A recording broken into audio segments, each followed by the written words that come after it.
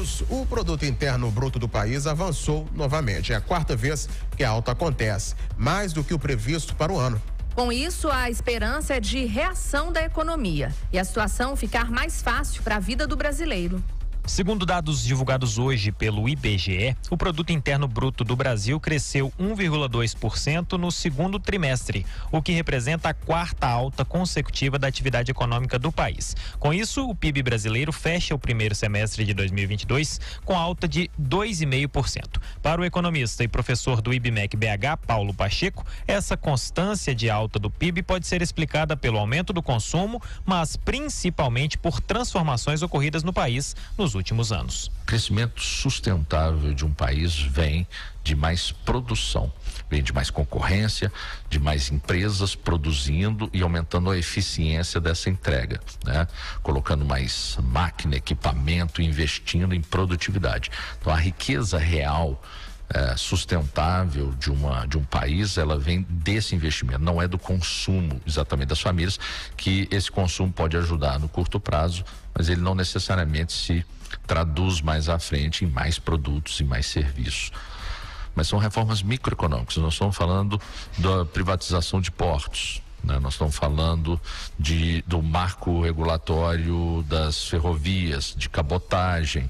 O economista também afirma que algumas consequências disso são a queda no desemprego, sobretudo em setores como o agronegócio e setor de serviços. Essa redução do desemprego e, do outro lado, o aumento do poder aquisitivo das famílias faz com que o cidadão sinta, perceba isso. Ele vai vendo que o mercado está aquecido, principalmente na área de serviço, agro e serviço. Algumas regiões do Brasil, como Mato Grosso, têm hoje taxas de desemprego de primeiríssimo mundo. Nós estamos falando de coisa perto de 4%, 5% de desemprego. Outras regiões têm desemprego maior. No hipercentro de Belo Horizonte, a maioria das pessoas tem sentido alguns sinais de melhora da economia. Meu nome é José. Seu José, o senhor está sentindo a economia melhorar? E eu estou sentindo, está melhorando sim, até o leite baixou um pouquinho. Ô, seu José, e o senhor acha que o dinheiro está dando uma circuladinha a mais aí? Ué, Marcelo, parece que sim, as coisas vêm melhorando, senhor. Não tá ruim igual era, não. Gasolina baixou, aí você já viu, gasolina puxa tudo, né? Roberto Fortunato, tá melhorando porque o desemprego tá subindo, tá acabando, né, um pouco o desemprego. Melhorou um pouco pra mim que eu trabalho de marceneiro, faço as cadeiras, mesinhas de crianças, mesas de boteca. Repórter Marcelo Sena. Economia Real, com Rita Mundim. Os fatos do mercado financeiro. Ô Rita, qual o destaque da economia hoje, hein? Boa noite. Boa noite, Aline. Boa noite, Edson. Boa noite. Boa noite, ouvintes da Itatiaia. Literalmente nada como um dia após o outro. Essa poderia ser a frase do Brasil nessa quinta-feira. Nós tivemos o relatório do desemprego no país, que atingiu o menor nível desde 2015. Isso foi calculado pelo IBGE através da PNAD contínua e divulgado ontem. E hoje surge o óbvio: o país está crescendo muito, está crescendo acima da expectativa dos mais otimistas, nas quais eu me incluo. Eu esperava que o PIB crescesse 1%, cresceu 1,2%. E uma grata surpresa, a da indústria, com crescimento de 2,2%. O setor de serviços, mais uma vez, puxou o PIB, ele é responsável por praticamente 2/3 na formação do PIB, cresceu 1,3%. E o setor agropecuário cresceu 0,5%, com problemas de novo de quebra de safra, principalmente de soja. Mas enfim, vamos comemorar. O crescimento do Brasil anualizado está em 3,2%. E no primeiro semestre a economia brasileira cresceu 2,5%. A economia está crescendo, os empregos estão sendo gerados.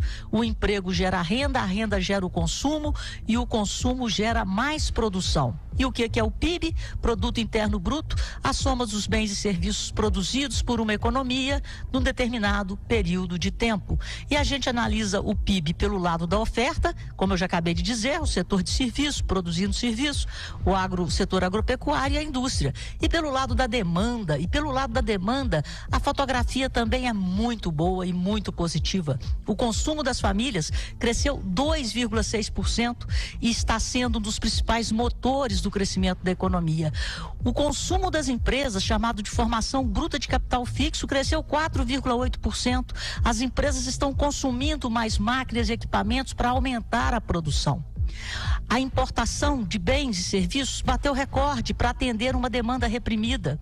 E o que está proporcionando esse crescimento? A volta ao trabalho de mais de 11 milhões de brasileiros em um ano.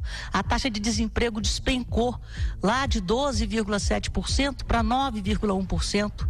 A população economicamente ativa e empregada bateu recorde. São mais de 98 milhões de brasileiros trabalhando e apenas 9 milhões e 800 no desemprego, um número que já subiu de 13.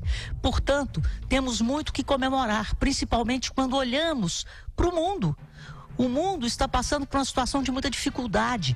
As economias desenvolvidas estão fazendo o oposto do Brasil, estão elevando juros e vão entrar em recessão. Elevam juros para combater a inflação, desacelerando o processo de crescimento econômico. E nós estamos aqui com a inflação sob controle e em queda, e com o crescimento sendo revisado para cima. Anotem aí.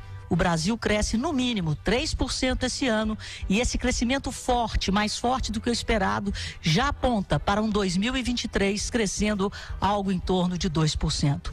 Vamos comemorar.